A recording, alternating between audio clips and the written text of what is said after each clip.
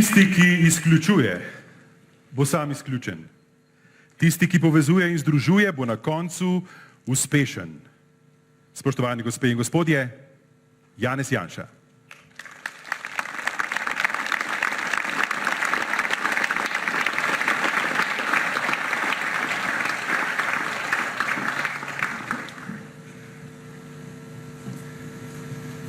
Spoštovani,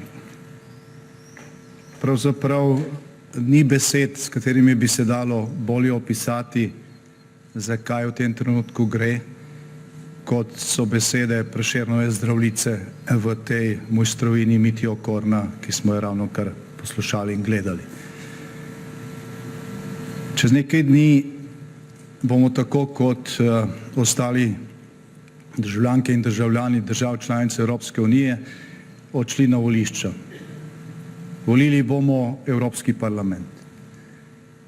Zdaj, to je parlament, v katerem je tudi soba dr. Jožeta Pučnika, očeta slovenske države. Torej je to tudi naš parlament. In teh dneh se zaključuje volilna kampanja. Zdaj je to res bila volilna kampanja za Evropski parlament, o tem nekaj besed kasneje.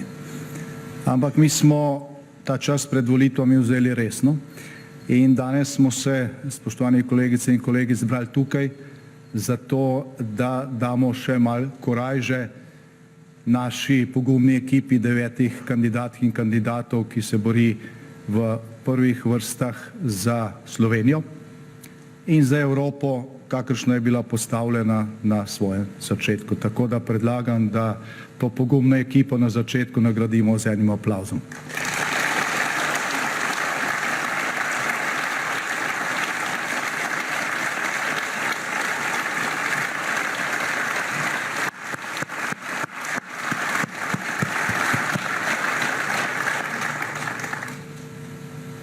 Zdaj, Evropska unija je nastala iz 2 razlogov. Ustanovni očetje Evropske unije, ki so bili vsi po vrsti konservativci in krščanski demokrati, so temelje te unije zastavili na način, da se prvič prepreči ponavljanje morij, kot jih je Evropa doživela med prvo in drugo svetovno vojno, in drugič, da se vzpostavi trdna vrednotna obramba proti komunističnemu svetu, ki je grozil na drugi strani železne zavese. Ta projekt, zaradi tega projekta so generacije Evropejcev na zahodni strani železne zavese živele v miru. Danes marsikdaj slišimo sicer, da je zaradi ustanovitve Evropske unije zdaj že Evropa že 70 let v miru in v vojni. Zdaj, tisti, ki to govori, pozablja na nas, pozablja na vzhodni in na vzhodni del Evrope, na srednjo Evropo, na tiste, ki smo bili tako ali drugače za to železno zaveso, pozablja tudi na tiste, ki smo ob razpadu bivše države doživeli vojno, ki smo se morali boriti za lastno državnost in demokracijo. In kadar slišite ta stavek, še posebej to priporočam tistim, ki bodo branili naše barve in vrednote v Evropskem parlamentu, je treba naše kolege, ki so bili rojeni v blagostanje, spomniti na to, da niso imeli vsi te sreče. Zdaj, ko smo gledali to mojstrovino Mitje Okorna, zgrajeno okrog Prešernovih verzov, mislim, da je bilo nam vsem jasno tudi to, zakaj danes gre v Evropi. Žal se o teh stvareh v tej volilni kampanji, ki se zdaj počasi zaključuje, ni dalo veliko pogovarjati. Slovenska demokratska stranka je za volitev Evropski parlament za naslednjih 5 let pripravila vsebinski manifest. Povedali smo, kakšno Evropo vidimo kot tisto, ki bo dala pravilne odgovore, dajala pravilne odgovore na izzive našega časa. Povedali smo, kje na dosedanji poti vidimo zablode in napačne odločitve in kako jih popraviti. Želeli smo to našo vizijo soočati z drugimi iz konkurenčnih strank, ki zdaj kandidirajo z nami proti nam za teh 9 mest, ki jih ima Slovenija v Evropskem parlamentu, pa nismo imeli veliko sreče. Zdaj naši kandidatke in kandidati so bili pravzaprav edini ali pa mogoče še nekaj drugih izjem je bilo, ki so skušali govoriti o vsebini. Zdaj ostali so bolj dvigali loparčke, tako kot na kakih kvizih v šoli, pač zdaj, če je odgovor dali, to tisti, ki ne ve, včasih zadene, pa če jih je 14 vrsti, ko jih posadi, Jaša je 0, se da pol kako neznanje tudi zakriti. Nekega pravega vsebinskega soočanja pa žal ni bilo. Prva tema, ki so jo lansirali, je bila Palestina, druga pa, kaj mislite o akciji Nike Kovač za splav. Zdaj, ko je bila nekaj tednov pred volitvami v Evropski parlament narejena raziskava po Evropi, kaj so ključni problemi, ki jih Evropejci čutijo ali pa čutimo v tem času pred evropskimi volitvami, mislim, da, vsaj jaz se ne spomnim, Palestina ni bila deležna niti 1% med odgovori, kar se tiče ključnih skrbi. V Sloveniji absolutno ne. Zdaj, nas skrbi varnost, vojna v Ukrajini, konflikti na Bližnjem vzhodu, energetska draginja, vprašanje prehranske varnosti tudi zaradi nekaterih napačnih odločitev tudi v Bruslju. Zdaj skrbi nas, kakšne bodo številke na položnicah, skrbi nas, ali bodo ponovno postavljene meje, ko gremo v Italijo ali pa v Avstrijo, tam ostale zavedno, ali pa bomo sposobni kot Evropa zavarovati naše zunanje in šengenske meje in zagotoviti varnost doma.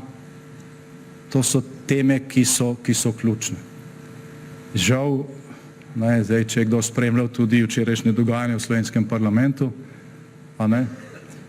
tisti, ki imajo škarje in platno v rokah trenutno v Sloveniji najmočnejše zvočnike, ne da teh problemov ne vidijo, te probleme pač spravljajo nekam pod preprogo, ker pač nimajo rešitev.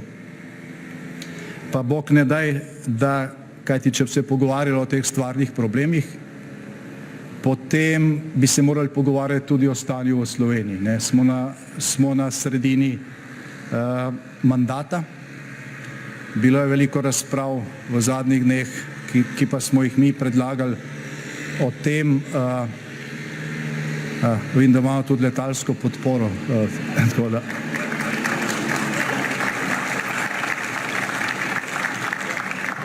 Zdaj upam, da je bil dober posnetek, bomo videli jutri. Skratka, bojazen je bila, da če bi se pogovarjali o stvarnih problemih Evrope, bi se pogovarjali tudi o stvarnih problemih Slovenk in Slovencev in o tem, kakšne rešitve tisti, ki imajo škarje in platno v rokah, ponujajo. In tega se seveda bojijo kot hudič križa. Zato, ko pač naši kandidati ali pa predvsem Romana sodeluje na teh glavnih soočenjih, prvo vprašanje je, Palestina, pa potem s kom se boste povezovali, s kom ne bi šli, skratka vse tisto, kar mogoče v debatah v drugih državah pride tam pod črto nekje na vrsto, pri nas je pa to zaenkrat glavna tema. No in potem se je včeraj zgodilo še nekaj, kar bo zgodovinsko zaznamovalo ta predvolilni čas za evropske volitve v naslednjem mandatu. Zdaj, kdor je spremljal dogajanje včeraj v slovenskem parlamentu, je pravzaprav slišal naučke slovenski demokraciji. Zdaj neka vladna večina, ki je navadna večina, ni dvotretjinska, je enostavno sklenila, da ne bo spoštovala male ustave, to je Poslovnik Državnega zbora, ki določa, kako se lahko sprejemajo zakoni in drugi akti. Ta mala ustava je sprejeta z dvotretjinsko večino. In je seveda tudi niso poskušali spreminjati. Samo rekli so, da mislijo, da nek člen v poslovniku ni ta prav, a ne, in da ga ne bodo upoštevali. Jaz moram reči, da sem šel dvakrat gledati posnetek izjave predsednice Državnega zbora, ker ko sem to slišal na lastna ušesa, si nisem verjel. Recimo, če v našem mandatu nek predsednik parlamenta rekel nekaj takšnega, veste, v 2 urah bi kolesarji iz Ljubljane prišli do Celja. Bil bi strašen revolt. Bil bi strašen revolt. Novinarji, ki poročajo iz Bruslja, bi stali pred vrati Evropske komisije in sprašvali, kako komentirate to smrt demokracije v Sloveniji. Ker to delajo oni, seveda, takih reakcij ni, so posledice enake, kot če bi to storil kdo drug. Ker zdaj pravzaprav ne vemo, kakšna so pravila. V slovenski ustavi piše, da mora zakonodajalec sprejemati odločitve po predpisanem postopku. Ker če postopek ni predpisan, naj se nekdo spomni, pa nekaj naredi in pravi, jaz mislim, da je tako prav in bom tako naredil.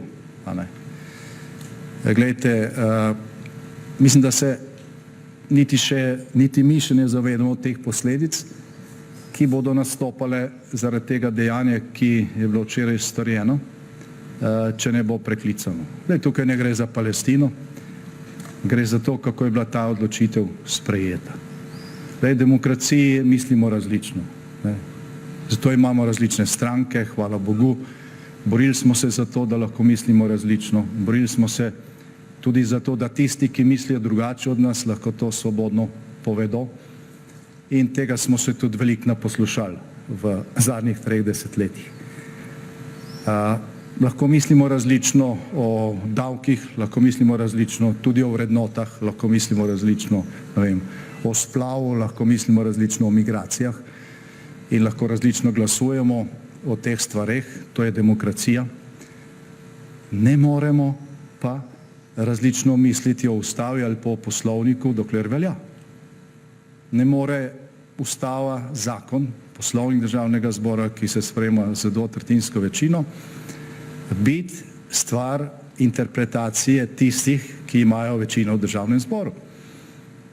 Še posebej ne v primerih, ko se je del te procedure uporabljal na veliko. Na veliko. V našem mandatu je opozicija zaustavila najmanj 10 strateško pomembnih zakonov, s katerimi smo mi reševali zdravje in življenje ljudi. V Sloveniji, ne v Palestini, v Sloveniji. In smo čakali 1 mesec, preden smo glasovali. Se je tudi zgodilo, da so se vmes okoliščine spremenile in se je seveda tudi odločitev potem spreminjala, ampak nikoli niste slišali z naše strani besede, da ker nam to ni všeč, pa tega ne bomo spoštovali. Je pa to včeraj rekla oseba, ki opravlja drugo najpomembnejšo funkcijo v državi po ustavi, ki zamenjuje tudi predsednika ali pa predsednico države, če ta svoje funkcije ne more opravljati ali če pride do takšne situacije v izrednem ali pa vojnem stanju. Danes že cel dan dobivam vprašanja, kaj boste pa naredili? Zdaj najprej, jaz na to odgovarjam, da to vprašanje ni ta pravo, ne? Ker pravo vprašanje je, kaj bomo skupaj naredili. Ker to je toliko naš problem, kot problem katerega koli državljana v tej državi. Ker se njemu jemlje neka pravica, ki je garantirana v bistvu za ustavo. In ko vas sprašuje, kaj boste pa vi naredili, če vedo, da ste člani naše stranke, naj bo vaš prvi odgovor enak. Kaj bomo skupaj naredili? Odkrito povedano, take situacije v Sloveniji še ni bilo. Se je zgodilo, ne vem, da so nam jemali mandate, pa jih je potem Ustavno sodišče vračalo. Se je zgodilo kdaj, da se je naredila kakšna proceduralna napaka, pa se je to popravilo. Zdaj, če se pa zavestno krši poslovnik in procedura, s katero se sprejema neka pomembno znana politična odločitev, potem pa ne vem, ali obstaja kakšna pravna možnost. Mogoče proučujemo Ustavno sodišče, čeprav imajo tam dvotretjinsko večino, no, ampak tudi to sodišče je danes sporočilo neki drugi zadevi vladajoči koaliciji, da zakonodajalec, se pravi oni, ki imajo večino v državnem zboru, ne opravlja svoje funkcije. In mi smo postavili vprašanje vladi, če bodo odstopili.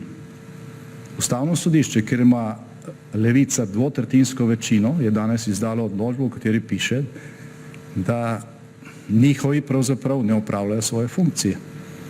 In se je zgodilo, da je Ustavno sodišče namesto njih določilo plače sodnikom. Precej zajetne, moram reči. S tem se mi lahko strinjamo ali pa ne strinjamo. Jaz mislim, da bo to, pač, ko boste videli te številke in se boste primerjali, povzročilo veliko vprašanj. Ampak v pravnem smislu je pa res, da je pač bila neka odločba Ustavnega sodišča, ki je obvezna v pravni državi, da imajo 53 glasov v državnem zboru, se pravi vse možnosti, da jo uresničijo, pa je niso. Kljub temu, da gre za isto politično barvo, tako na Ustavnem sodišču, ko gre za večino, kot v državnem zboru. Torej, daleč smo prišli in po nedelji čaka nas, pa jaz verjamem, da tudi so osveščeno demokratično javnost v Sloveniji, razprava in temeljit premislek, kako iz tega.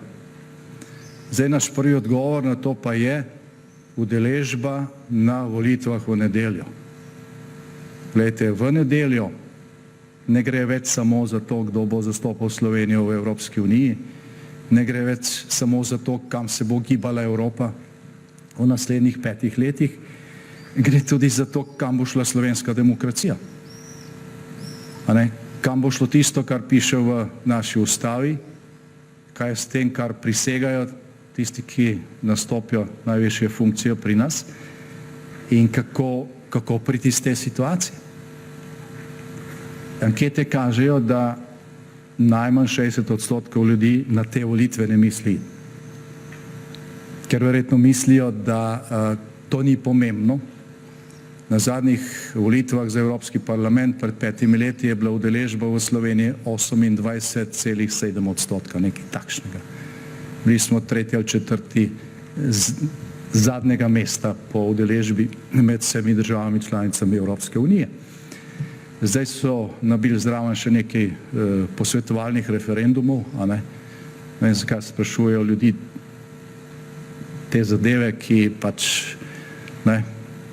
imamo takšno ali drugačno mnenje lahko o njih, ampak vladna koalicija ima 53 glasov. In to so posvetovalni referendumi in tudi tisti, ki mislijo glasovati za njihove predloge, naj se vprašajo, ali ta koalicija sploh misli resno s tem, ali ne bodo pozabili čez 2 tedna na te zadeve, tako kot na mnoge obljube, ki so jih že dali. Ampak udeležba na teh volitvah mora biti zdaj tudi odgovor na to, kar se je zgodilo včeraj. Ena takšna streznitev. Zdaj ta apel naslavljam na tistih 60%, to je milijon slovenskih državljank in državljanov, ki po anketah sodeč razmišljajo, da v nedeljo ne bi šli na volitve. Pravim, pojdite voliti. Mogoče je to zadnja možnost. Ker tisti, ki ne spoštuje poslovnika, se lahko tudi odloči, da ne bo več volitev. Se lahko po hitrem postopku odloči, da vam zniža plačo, vzame pokojnino ali življenje na koncu. Tudi to se je dogajalo na naših krajih. In spomin na tiste čase oziroma dan spomina so ukinili. In je težko zdaj gledati neke šove o pieteti, za vse druge, za lastne nepokopanje ljudi, pa te pietete in tega sočutja ni. Torej, nedeljske volitve so nekaj bistveno več kot kadarkoli doslej, ko je šlo za volitve v Evropski parlament. Zdaj verjamem, da vsi tisti, ki ste danes prišli, da če dodatno korajžo naši izjemni ekipi za Evropski parlament, spremljate javnomnenjske raziskave in gledate, štejete mandate in tako naprej. Zdaj jaz pravim, mandate štejte v nedeljo zvečer. Zdaj se je treba za to še boriti. Nič še ni odločeno in gledam to, kar se je včeraj zgodilo, vsak glas šteje dvojno. Vsak glas šteje dvojno, ker mora biti to tudi upor proti tej zlorabi, upor proti uničevanju slovenske demokracije, pravice vsakega, da lahko odloča po postopku, ki ga določa slovenska ustava in seveda ob tem še vseeno boj za Evropo, kakršna je bila postavljena strani ustanovnih očetov Evropske unije. Če ste kaj, in verjamem, da ste spremljali dosedanjo kampanjo v konkretnem, neposrednem smislu, potem veste, da kandidatke in kandidati Slovenske demokratske stranke bijejo vsi brez izjeme resen boj. Zdaj, ko se pogovarjam z ljudmi, naše kandidate praktično vse poznajo, ko gre za druge liste, v glavnem poznajo nosilce. Slovenska demokratska stranka je tokrat predstavila slovenskemu volilnemu občestvu dejansko najmočnejšo listo. Imamo že dosedanjo poslanko in poslance Evropskega parlamenta, ki sta se pogumno postavila, včasih tudi proti veliki večini, ne samo za interese Slovenije, ampak tudi za vrednote in program Slovenske demokratske stranke, ko je bilo proti veliki preglasovalni moči se potrebno izpostaviti v dvorani, kjer odloča preko 700 poslank in poslancev. Imate izkušnje, na katerih je možno graditi in jih prenašati tudi na druge. Imamo dva poslanca slovenskega parlamenta, ki se za te iste vrednote borita, tudi velikokrat v ne tako lahkih okoliščinah, še posebej v tem mandatu. Potem imamo izkušene ljudi iz prejšnje vlade, prekaljenega, uspešnega župana Maribora. Imamo dve mladi kandidatki, ki sta se odločili, da se boste izpostavili in to prej, preden sta bili kandidatki v generaciji, ki postaja vse bolj ozaveščena, ne zapuščena ali podložena nekam stran. Skratka, imamo kandidatke in kandidate, ki so vredni vašega zaupanja in dodatne korajže, ki ste jo danes prinesli sem na ta čudoviti prostor. Zdaj prej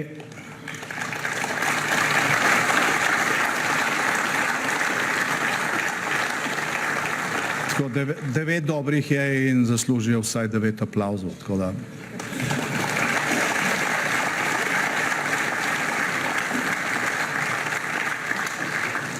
Glede, zbrali smo se na tem čudovitem kraju. Prej v tistem videu slovensko zdravljico je plapolala evropska zastava. Simbol Evropske unije je 12 zvezdic iz Marijinega kroga. Kajti ustanovni očetje Evropske unije so Evropsko unijo zgradili na načelu, na krščanskem načelu sodelovanja in povezovanja. Zato je ta unija tudi preživela. In tega ne se nikoli ne pozabi. Krati smo tukaj na Celjskem gradu. V grbu grofov celjskih so tudi 3 zvezdice. Te 3 zvezdice so tudi v slovenskem grbu. Z tega mesta so stoletja, pred stoletji vladali velikemu delu Evrope. Z tega mesta se je takratna Evropa branila pred turškimi upadi. Zato danes tukaj nismo slučajni. Obstaja povezava med slovensko zgodovino, ki je del evropske zgodovine, obstaja povezava med vrednotami, ki so se branile takrat in vrednotami, ki jih branimo danes. Tako da